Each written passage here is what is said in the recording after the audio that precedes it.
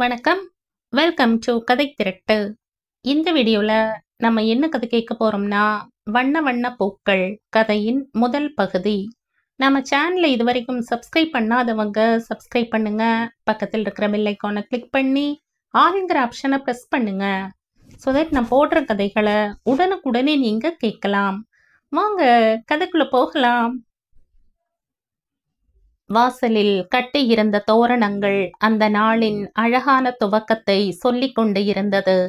கிழக்கு பக்கம் இருந்து கிசு கிசுத்தபடி பறவை கூட்டங்கள் இரை தேடி புறப்பட்டிருந்தன. மதுரை தமுக்கு மைதானத்தை ஒட்டி பெரிய வீதியின் அழகான திருப்பத்தில் இருந்த ராஜசேகரின் வீடு. விசாலமான கம்பி கேட் போட்ட விசாலமான சிட் அவுட். ரெட் ஆக்சைடு தடவிய தரைகள் நேர்த்தியாய் பளபளத்தன. வீட்டையும் தெருவையும் இணைக்கும் வாசலில் ஒரு மருங்கில் சின்ன நெல்லியும் மறுமுனையில் கல்யாண முருங்கையும் முகப்பலங்காரம் செய்து கொண்டிருந்தது. இரத்த சிவப்பில் சிதறியிருந்த கல்யாண முருங்கை பூக்கள் செந்நிற சிப்பிகள் பொருத்திய தரைக்கு அழகு சேர்த்து கொண்டிருந்தது. 5 மணிக்கு எழுந்து பால் வண்டியின் சத்தத்தை புறம் தள்ளாமல் கேட்டை சமீபித்தார். குப்பென்று பூத்த பவள மல்லியின் வாசம் அவரை கண்களை மூடி சுவாசத்தை இழுக்க வைத்தது. மனம் முழுக்க அந்த மல்லியைப் போலவே மணந்தது. 70 சமீபித்து இருந்த போதும் அந்த தேகத்தில் இளமை துள்ளி கொண்டிருந்தது. மனமும் உடம்பும் ஒரு சேர பயணம் செய்யும் மனிதர்களை அவ்வளவு சீக்கிரம் மூப்பு முத்தமிடுவதில்லை. அதிலும் அச்சர சுத்தமாய் வாழ்க்கையை நேர்த்தியாய் வாழ்ந்த ராஜகோபால் போன்றவர்களுக்கு மூப்பு என்பது புற வாசலில் வந்தால்தான் உண்டு. இன்று மித்ராவின் நிச்சயதார்த்தம். அவருடைய வார்த்தைகளை மதித்து சென்னையை தவிர்த்து மதுரைக்கு வந்து நிச்சயம் செய்ய மாப்பிள்ளை வீட்டார்கள் சம்மதித்து இருந்ததே அவருடைய வயதிற்கும் அவரின் வாழ்விற்கும் கிடைத்த பெரிய அங்கீகாரமாக இருந்தது. கண்களை விரித்து அந்த இல்லத்தை ஒரு முறை வியந்து பார்த்தார். மனம் சொல்லுண்ணா பெருமிதத்தில் மிதந்தது. மனம் குதூகலத்தில் துள்ளாடியது. தான் பெற்ற வாழ்வை விட தன் குழந்தைகள் வாழ்வதை கண்ணால் காண்பதே பாக்கியம் என்றால், அவர்கள் பெற்ற பிள்ளைகளுக்கு ஒரு வாழ்க்கை அமையும் வரை ஆரோக்கியமாயிருப்பது எத்தனை பெரிய வரம்! மினுக்கு சீரியல் விளக்குகள் வெளிச்சம் வர வர பார்வை தொலைத்த மின்மினி பூச்சிகள் போல் தங்களை மடை மாற்றிக்கொண்டு பளபளப்பு குன்ற ஆரம்பித்திருந்தன. முகப்பு கதவை விசாலமாக திறந்து வைத்தார். மனம் பூரித்து கொண்டதை பார்க்க அவருக்கே லேசான அச்சமாக இருந்தது. தன் கண்ணே தன் மீது பட்டுவிட்டால் என்னாகும் என்ற கவலை அவரை ஆட்கொள்ள ஆரம்பித்திருந்தது. வராண்டாவில் கொட்டி கிடந்த செருப்புகள், தன்னுடைய மொத்த குடும்பமும் அங்கே கொத்து கொத்தாய் கொட்டி கிடப்பது புரிந்தது.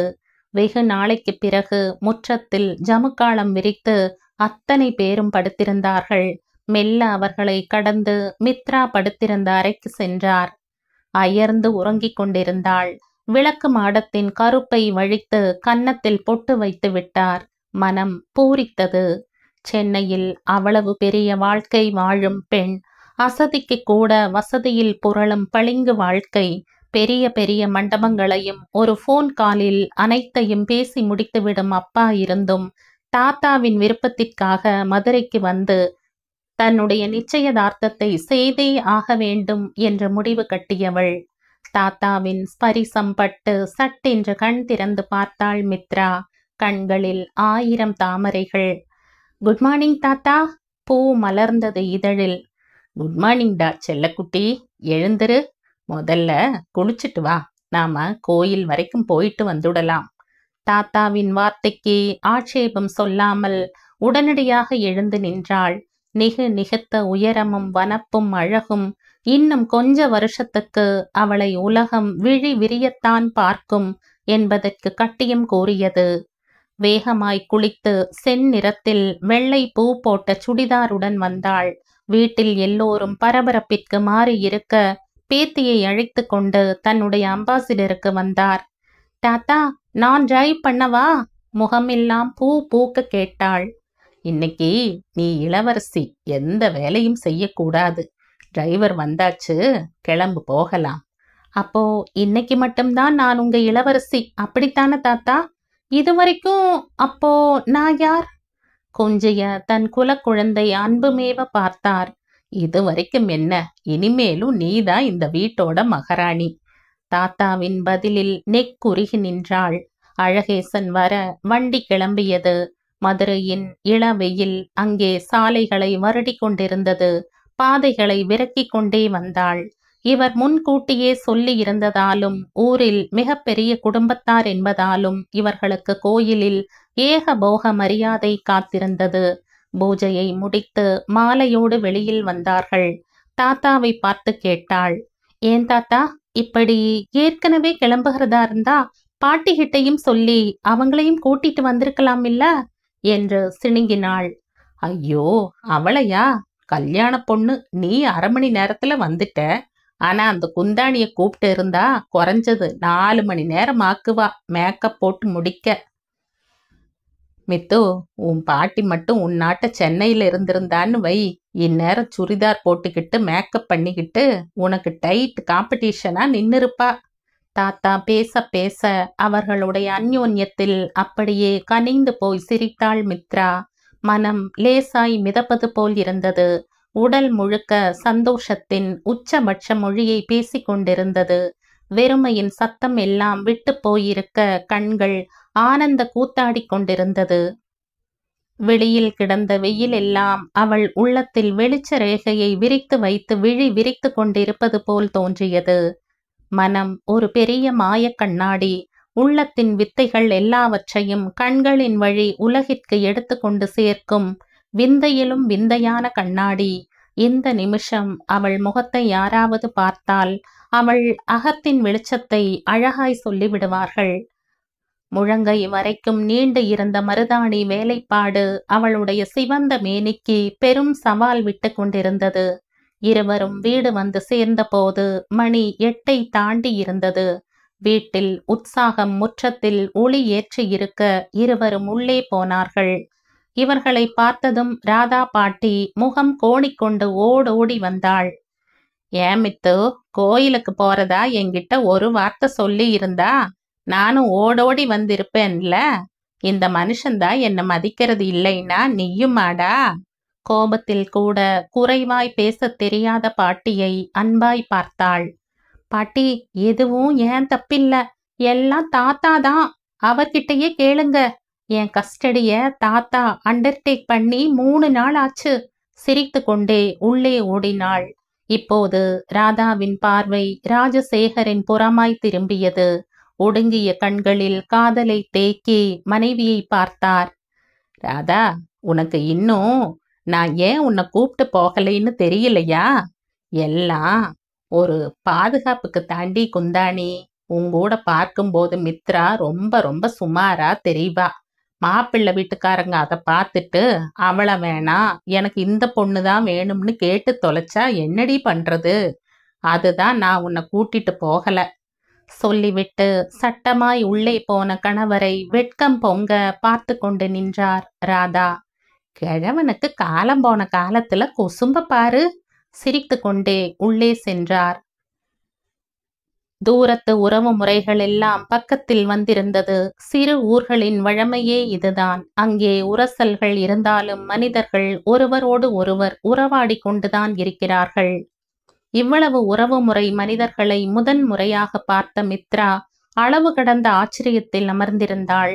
அவளுக்கு மதுரையோ தாத்தா வீடோ உறவுகளோ புதிதில்லைதான். ஆனால் இத்தனை ஜனங்களையும் ஒன்றாக பார்ப்பதும் அவர்களின் அந்யோன்ய அளவலாவலும் அவளுக்கு ரொம்ப புதிதாகவும் ரசனையாகவும் இருந்தது. இந்த நாளை தன்னுடைய நினைவு ஏட்டில் பதிய வைத்து கொள்ள சந்தோஷத்துடன் காத்திருந்தாள் மித்ரா. கொட்டிவாக்கம் பங்களா போர்டிகோவில் நின்ற சொகுசு கார்கள் உள்ளே இருப்பவர்களின் பேங்க் பேலன்ஸை பறை சாற்றி கொண்டிருந்தது. உயர் ஜாதி நாய்கள் நீண்ட போர்டிகோவில் உலாவிக் கொண்டிருந்தது. கல் பாத்தி அமைக்க பெற்ற சின்ன தோட்டத்தில் அழகழகான பூச்செடிகள் அணிவகுத்து மரியாதை செய்து கொண்டிருந்தன. அகல்யா தன்னுடைய அடர்ந்த அலங்காரத்தை ஒரு முறை கண்ணாடியில் பார்த்து கொண்டாள். சின்ன திருப்தி படர்ந்தது மனசில். வைர அட்டிகையை எடுத்து கழுத்தில் அணிந்து தன்னுடைய அலங்காரத்தை முடித்து வைத்தாள். கீழே இறங்கி வந்தாள். பரபரப்பிற்கு பஞ்சமில்லை அங்கே. குறுக்கும் நெடுக்குமாய் மனிதர்கள் நடந்து பரபரப்பு காட்டிக் கொண்டிருந்தார்கள். பல லகரங்களை விழுங்கியிருந்த ஆளை புதைக்கும் சோஃபாவில் அமர்ந்து அலைபேசியில் அளவளாவிக் கொண்டு இருந்தார் தாமோதரன். மனைவி தன்னை நோக்கி வருவதை பார்த்து பேசிக்கொண்டிருந்த அழைப்பை முடித்து கொண்டு மனைவியை நோக்கி தலையசைத்தார். புன்னகை கொத்தாய் பூக்க. அகல்யா, என்னது 28 வருஷம் பின்னோக்கி என்ன ஓட வைக்கிற? கண்களில் குறும்பு கூத்தாடியது. என்ன சொல்றீங்க? அவள் மலங்க விழித்தாள். நான் உன்னை பெண் பார்க்க செட்டிக்குளத்துக்கு கோயிலுக்கு வந்தப்போ நீ ஒரு மயில் வண்ண கழுத்து பனாரஸ் சேலை கட்டிக்கிட்டு என் முன்னாடி வந்து நின்ன பாரு. அதுக்கும் இந்த நிமிஷத்துக்கும் ஓடி களைச்ச இத்தனை வருஷங்கள் உன்னை அப்படியே செதுக்கி வச்சிருக்கு. அவர் கண்களில் மிதந்த காதலில் அவள் கன்னம் வனப்பாய் சிவக்க அப்படியே முகம் கோணி தன்னுடைய சிகப்பை மறைத்தாள். போதுங்க, சும்மா ஐஸ் வைக்காதீங்க. இதையே 28 வருஷமா சொல்லி ஓஞ்சாச்சு. இன்னும் கூட உங்களுக்கு தீரல. அவள் நொடித்து ஓய்வதற்குள் உள்ளே வந்தவர்களை பார்த்து அவர்களுடைய காதல் தடைப்பட்டது. வாங்கண்ணா, அண்ணி நீங்களும் வாங்க. விழிகள் விரிய வரவேற்றாள் அகல்யா. இவர்களுக்கு துளியும் குறை இல்லாத படாட்டோபத்தில் வந்திருந்தார்கள் அகல்யாவின் பிறந்தகத்தில் இருந்து. அந்த வசதியில் கண்கள் மெச்ச கணவனை ஒருமுறை திரும்பி பார்த்தாள். தன் பிறந்தகத்தின் பெருமை எத்தனை நூற்றாண்டானாலும் பெண்களுக்கு காய்வதில்லை. ஏன் அகல்யா, நான் தெரியாம தான் கேட்குறேன், இது என்ன கூத்து? அந்த பொண்ணு மித்ரா சென்னை தானே? இங்கேயே பெரிய ஹால் புக் பண்ணி அழகா நிச்சயம் பண்றதை விட்டுட்டு நம்மளை மதுரைக்கு அலைய வைக்கிறாங்களே வீம்பா. இது என்ன கூத்து? இழுக்கிற இழுப்புக்கெல்லாம் போறதுக்கு இது என்ன காதல் கல்யாணமா? அட்டிகை அதிர தன்னுடைய தடித்த சரீரத்துக்கு பொருத்தமான தடித்த சாரீரத்தில் கேட்டாள் வாசுகி அண்ணி. தர்ம சங்கடமாயிருந்தது அகல்யாவிற்கு. இப்போது என்ன பதில் சொல்வது? குறைப்பட்டு பேசினால் தாமோதரன் கடிவார். அமைதியாக இருந்தால் அலட்சியம் செய்வதாய் அண்ணி எகிறுவார். இப்போதும் அண்ணன் வந்துதான் இவளை காபந்து செய்தார். வாசுகி, மித்ரா தாத்தா மதுரையில பெரிய மனிதர். அவர் பேத்தி நிச்சயம் தங்களோட பூர்வீக வீட்டுல நடக்கணும்னு நினைக்கிறார். நம்ம குடும்பத்துலதான் அப்படி பெரிய மனுஷங்க இல்ல. ஆனா தம்பதி சமேதகரா அவங்க 2 பேரும் முன் நின்னு வாழ்த்துனா நம்ம குழந்தைங்க வாழ்க்கை அற்புதமா இருக்கும். இப்போ உன்னை என்ன கட்ட வண்டி கடகட வண்டி இல்லையா என் மாப்பிள்ள கூட்டிட்டு போக போறாரு? இங்கிருந்து மதுரைக்கு ஃப்ளைட். அங்கிருந்து பொண்ணு வீடு வரைக்கும் போக ஏசி பஸ் ஏற்பாடு பண்ணி இருக்காரு. உனக்கு என்ன குறைச்சல்? பூபதி சொல்ல வாசுகி சபை நாகரீகம் கருதி அமைதியாக அமர்ந்திருந்தாள். சரி, சொந்தக்காரவங்க எல்லாம் வந்தாச்சு தானே? எப்ப கிளம்புறது? வாசுகி பொதுவாய் கேட்க அங்கே சின்ன தர்ம சங்கடம் சூழ்ந்து கொண்டது. அது அண்ணியெல்லாம் வந்தாச்சு, இன்னும் சந்திர அண்ணன் வரல. அகல்யா சொன்னதும் வாசுகியோடு சேர்ந்து பூபதியின் முகமும் ஒரு சேர மாறியது.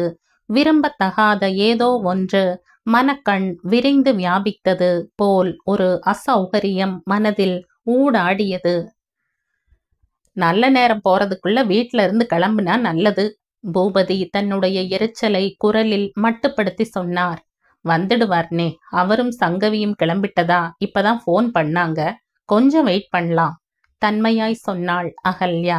அதானே, நீ அவங்கள விட்டு தந்துடுவியா அகல்யா? சாதாரண நாளிலேயே நீ அவங்கள தலையில தூக்கி வச்சுட்டு கூத்தாடுவ. இப்ப அவங்க உனக்கு சம்மந்தி வேற ஆக போறாங்க. நீ விட்டு கொடுத்துடுவியா என்ன? வாசுகி குரல் சலிக்க அது நிச்சயம் தாமோதரனுக்கு பொல்லாத கோபத்தை தரும் என்பதால் தவிப்பாய் பார்த்தாள் அகல்யா. என்ன அண்ணி இதெல்லாம்? அவங்க சம்மந்தினா நீங்களும் சம்மந்திதானே. இந்த மாதிரி விட்டேத்தியா பேசினா என்ன ஆகிறது? அப்படி இல்ல அகல்யா, அவங்களுக்கு இங்க இருக்கிற மரியாதையும் மதிப்பும் எங்களுக்கோ இல்ல புதுசா உங்களுக்கு வரப்போற சம்மந்திக்கோ வரவே வராது. அது உலகத்துக்கே தெரியும். ஆனா பேசி என்ன ஆக போகுது? கீர்த்தி எங்க? நான் போய் பார்க்கறேன். அண்ணி அங்கிருந்து விலக அதே நேரம் பூபதிக்கும் ஒரு அழைப்பு வர அவரும் அங்கிருந்து நகர மெல்ல மெல்ல மூச்சு திரும்பியது போல் இருந்தது அகல்யாவுக்கு. லேசாய் முகம் திருப்பாமல் கணவரை கடை கண்ணால் பார்த்தாள். அவர் முகம் இறுகி கிடந்தது. நிச்சயம் அந்த இருகல் அண்ணியின் பேச்சில் விளைந்த கோபத்தில் முறுக்கேறிய முகபாவம் என்று அவளுக்கு புரிந்தது. ஆனால் இது போன்று நல்ல காரியத்திற்கு செல்லும் சமயம் தேவையில்லாத மனத்தாங்கலுக்கு ஆட்பட வேண்டாமே என்ற அழுத்தமும் அவளை கொன்று புதைத்தது. என்னங்க, ஏதோ பேச விளைந்தவளை கை உயர்த்தி தடுத்தார். அகல்யா, என் முன்னால சந்திரனை விமர்சனம் பண்ணி பேசினா எனக்கு பிடிக்காதுன்னு உன் அண்ணிக்கு தெரியும். அப்படி இருந்தும் வேணும்னே இப்படி பேசுறத வழக்கமா வச்சிட்டு இருக்காங்க. இது நல்லதுக்கு இல்ல. கணவனின் கோபத்தை ரசிக்க மாட்டாமல் அவள் தவிப்பாய் நிற்க, அவளுக்கு மேலும் சிரமம் வைக்க விரும்பாமல் சந்திரன் தன்னுடைய மகளுடன் அங்கே வந்து சேர்ந்தார். பழைய ஜெய் கணேஷை நிறைய நினைவுபடுத்தினார். அகன்ற நெற்றி அவருக்கு அறிவு கலையை கூட்டி காண்பித்தது. அவரை தொடர்ந்து துள்ளி குதித்து மான் குட்டி போல் ஓடி வந்த சங்கவி நேராய் தாமோதரனிடம் ஓடி வந்து அவரை கட்டி கொண்டாள். நிகழ்வாய் பார்த்தார். அவள் முன் நெற்றியில் அன்பாய் முத்தமிட்டார். அழகு பதுமை போல் இருந்தாள். ஆனால் பேரழகி என்று முத்திரை குத்த இயலாத வண்ணம் சின்ன கண்ணும் லேசாய் அகன்ற மூக்கும் அவளுக்கு இடைஞ்சல் பண்ணி கொண்டு இருப்பது போல் தோன்றியது. என்னடா சந்திரா, இத்தனை நேரம்? உனக்காகத்தான் வெயிட்டிங். உறவுக்காரவங்க எல்லாம் வந்தாச்சா? கண்களை பங்களாவை சுற்றி சுழல விட்டார். பாதி பேர் ஏர்போர்ட் போயாச்சு. மீதி இருக்கிறது நம்ம குடும்பம்தான். மாப்பிள்ளைங்க எங்க? சுரேந்தர் நேரம் ஏர்போர்ட் வரேன்னு சொல்லிட்டான். நம்ம ஆபீஸ்ல தான் இருக்கான். நீ பார்க்கலையா? ஆஸ் யூஷுவல் உன் மாப்பிள்ளை ஊர் சுத்திட்டு நேரம் ஏர்போர்ட்டுக்கு வரேன்னு சொல்லிட்டான். தாமோதரன் சிரித்தார். கண்கள் லேசா இடுங்க சந்திரன் இவரை பார்த்தான். என்ன சொல்றசா தாமு? சுரேந்திர ஆபீஸ்லயா இருக்கா? இப்ப கூடவா அவன் ஆபீஸ் போகணும்? என்னடா அது? என்ன ஏன் கேக்குற? அவன் எத்தனை ஷார்ப் ஆனவன்னு உனக்குத்தான் தெரியுமே. எல்லாம் சரியா இருக்கணும். இல்லாட்டி அவருக்கு சுள்ளுன்னு கோபம் வந்துடும். அவனுக்கு நேரெதிரா இருக்கா இந்த சின்ன தடிய. ஆனா அவனை பத்தி எனக்கு என்ன கவலை? அவனை மாத்த வேண்டியது சங்கவி உன் பொறுப்பு. அவர் கை இரண்டையும் மேலே தூக்கி சரண்டர் ஆனது போல் சொல்ல சங்கவி முகமெல்லாம் வெட்கம் பூக்க அங்கிருந்து எழுந்து கீர்த்தியின் அறையை நோக்கி ஓடினாள். இப்போ எத்தனை பேருக்கு ஃப்ளைட் டிக்கெட் புக் பண்ணி இருக்கதாமோ? 100 பேருக்கு. எல்லாம் நமக்கு நெருங்கின சொந்தங்கள் மட்டும்தான். எனக்கு அகல்யாவுக்கு இதுல நிறைய வருத்தம் இருக்கு. பல பேரை சரியா கூப்பிட முடியல பாரு. அவர் சொல்ல சந்திரனின் முகம் யோசனையாய் விரிந்தது. 100 பேரா? இது தேவையில்லாத செலவுன்னு தோணலையா உனக்கு? அப்படி இல்லை சந்திரா. நாம சம்பாதிக்கிறதே நம்முடைய குழந்தைகளோட சந்தோஷத்துக்குத்தான். அதுவும் மித்ராவிற்காக எதுவும் செய்யலாம். தங்க விக்கிரகம். குணமும் அறிவும் சொல்லி மாளாது. அவர் விழிகளை விரித்து விவரிக்க முதன் முறையாக அதை ரசிக்க இயலாமல் அமர்ந்திருந்தார் சந்திரன். ஓ! அவர் குரல் சுரத்தே இல்லாமல் ஒலித்தது. அதற்குள் வாசலில் வந்து நின்ற BMW-வும் அதன் பின்னால் ஒலித்த மெல்லிய விசில் சத்தமும் கதைக்குள் கதாநாயகனின் பிரவேசத்தை உத்தேசமாய் அறிவிப்பது போல் இருந்தது. இருவரின் பார்வையும் ஒரு சேர வாசலை விரக்க மெல்லிய சாவிக்கொத்தை ஒற்றை விரலில் சுற்றியபடி விஜயேந்திரன் வந்து கொண்டிருந்தான். கண்களை மறைத்திருந்த குளிர் கண்ணாடி அவனுடைய முகத்திற்காகவே செய்யப்பட்டது போல் கட்டியம் சொன்னது. நிகு நிகுவென உயரம், நல்ல நிறம், முகம் முழுக்க தேங்கி நிற்கும் சிரிப்பு. சுண்டி இழுத்தான் அவனுடைய அழகில். அவனை கண்டதும் இருவரும் ஒரு சேர மலர்ந்தார்கள். விஜய், அப்படியே ஏர்போர்ட் வந்துடுறதா சொன்னியே? அப்பா புருவம் சுருக்கினார். சொன்னந்தான்ப்பா. ஆனா சுரேந்தர் ஃபோன் பண்ணி அவனுடைய திங்ஸ் எல்லாம் இங்கேயே மறந்துட்டு வந்துட்டேன். இப்ப என்னால வீட்டுக்கு போக முடியாது. நீ போய் எடுத்துட்டு நேரம் ஏர்போர்ட் வந்துடுன்னு சொன்னா சரின்னு வந்தேன் என்றவனின் கண்கள் சந்திரனை தாண்டி அறையை அலச அந்த பார்வை வீச்சு பெற்றவர்கள் இருவரின் முகத்திலும் சின்ன எகத்தாளத்தை உண்டாக்கியது. சங்கவியத்தானே தேடுறீங்க விஜய் மாப்ள? கீர்த்தியோட ரூம்ல இருக்கா. சந்திரன் புன்னகை பூக்க மெல்ல தலையில் அடித்து கொண்டு அங்கிருந்து நகர்ந்தான். இருவரும் சிரித்து கொண்டார்கள். அந்த பார்வை தழுவலில் அவர்களின் பல ஆண்டு நட்பும் அது உறவாக மாறப்போகின்ற பெருமிதமும் தேங்கி நின்றது. கீர்த்தியோடு ஒப்பனையில் மூழ்கி இருந்தாள் சங்கவி. கீர்த்தியும் அழகுதான் என்றாலும் பெண்களுக்கு அழகுக்கு அழகு செய்வதில் ஏற்படும் லயிப்பு சொல்லி மாளாது. இருவரும் கிசுகிசுத்து கொண்டு சிரிக்க அரைக்கதவை தடாலடியாய் திறந்து கொண்டு உள்ளே நுழைந்த விஜி கதவில் ஒய்யாரமாய் சாய்ந்து கொண்டு இருவரையும் ஒரு சேர கண்களால் ஆராய்ந்தான். கீர்த்தியிடம் தொடங்கிய பார்வை சங்கவியை சென்றடைந்த போது அந்த பார்வை முழுக்க காதல் பூத்து வேறாக இருந்தது. அவன் பார்வையில் அவள் கன்னங்கள் எந்த உபயங்களும் இல்லாமல் செம்மையாகி நிற்க சிரிப்பை மனசுக்குள் ஒளித்து கொண்டு சிடு சிடுப்பது போல் நடித்தான். அறிவில்லையா விஜய் உங்களுக்கு? இப்படி தொம்மனு வந்து நிக்கிறீங்க? என்ன படிச்சவர் நீங்க? இப்படி பெண்கள் இருக்கிற ரூமுக்குள்ள வர்றதுக்கு முன்னாடி கதவை தட்டணுங்கிற அடிப்படை மேனஸ் கூட இல்ல உங்ககிட்ட? சங்கவி அலத்துக்குள்ள இப்போது விஜய் அவளை முறைத்தான். எப்படி நீங்க 2 பேரும் பெண்கள் லிஸ்டா? இந்த நூற்றாண்டுல இதுதான் மிக பெரிய ஜோக். ஆனா மறக்காம அடிக்கடி ஞாபகப்படுத்துங்க. ஏன் விஜய்னா, எங்களை பார்த்தா உங்களுக்கு எப்படி தெரியுது? கீர்த்தி அப்பாவியாய் கேட்க உள்ளே வந்து அவர்கள் இருவருக்கும் நடுவில் அமர்ந்து கொண்டு அவர்கள் தோளில் ஆளுக்கொரு பக்கமாய் முறைமையாய் கைகளை போட்டு கொண்டான். கீர்த்திமா, நீங்க 2 பேரும் நல்லாத்தான் இருக்கீங்க, அதுல எந்த மாற்றமும் இல்லதான். ஆனா எல்லாமே மதுரை என்டர் ஆகும் வரைக்கும் தான். அங்க போய் சங்கமித்ரா பக்கத்துல நின்னீங்கன்னா நீங்க 2 பேரும் இத்தனை நேரமும் பார்த்து செஞ்ச அத்தனை மேக்கப்பும் ஒரு நிமிஷத்துல மழையில வெளுத்த சாய மாதிரி காணாம போயிடும். போச்சு, இட்ஸ் கான் மாதிரி.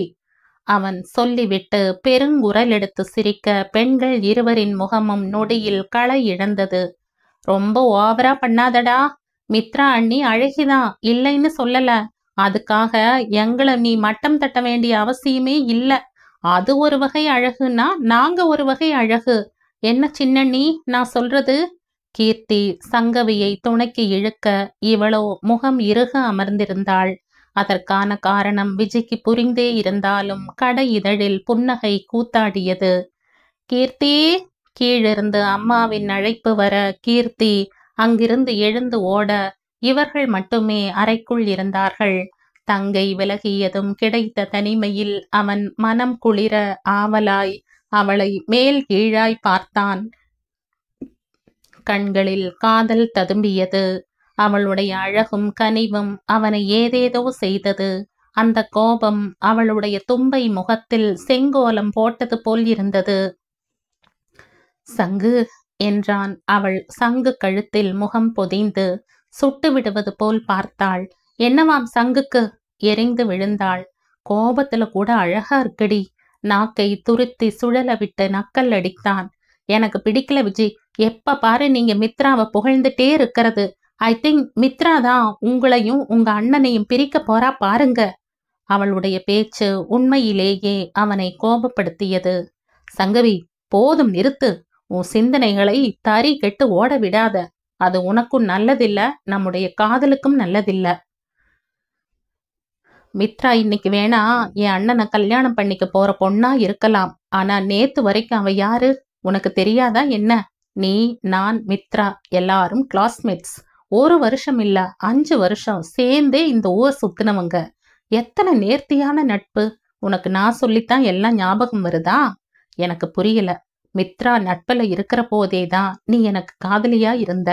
அப்போ உனக்கு தெரிய வேண்டாமா நீ எனக்கு என்னன்னு? அவன் குரலில் ஒலித்த கடுமையில் அவள் துளி மிரண்டு போனாள். இல்ல விஜய், நான் அப்படி சொல்லல. அவள் வார்த்தைகள் அவனை சமாதானப்படுத்த முயல அவன் அதற்கு வாய்ப்பளிக்காமல் அவள் தோளில் இருந்த கரத்தை எடுத்துக்கொண்டு விலகி அமர்ந்தான். இன்னொரு தரம் நீ எனக்கும் சுரேந்திரக்கும் நடுவுல பிரிவு வரும், அண்ணாங்கட்டி வரும்னு பேசினா பிரிய போறது நாங்கில்ல, நாமளாத்தான் இருப்போம். சட்டென்று எழுந்து வெளியில் சென்று விட்டான். அவன் அரைந்து மூடிவிட்டு போன கதவையே வெறித்து கொண்டு அமர்ந்திருந்தாள். மனசு வெறுமையில் தகித்தது. இவனை பாம்பென்று தாண்டவும் இயலவில்லை, பழுதென்று தூண்டவும் இயலவில்லை. லேசான அலுப்போடு அமர்ந்திருந்தாள். தாமோதரன் ஏற்றுமதி சந்தையில் பெரும் ஜாம்பவான், உள்ளூர் தொழில் போட்டியில் அசைக்கவே முடியாத அசகாய சூரன். கட்டுமான தொழிலில் ஒரு பக்கம் ராஜாதி ராஜா என்றால் உணவுப் பொருட்கள் ஏற்றுமதியில் அசர வைக்கும் ஜாம்பவான்.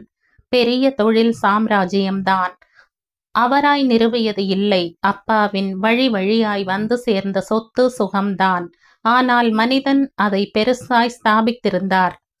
தன்னுடைய வெற்றியை கொண்டு உலகத்தை திரும்பி பார்க்க வைத்திருந்தார். அந்த அசகாய உழைப்பால் சொத்தின் மதிப்பு மட்டுமல்ல, தொழில் துறையில் அவருடைய பேரும் புகழும் ஏற்றம் கண்டது.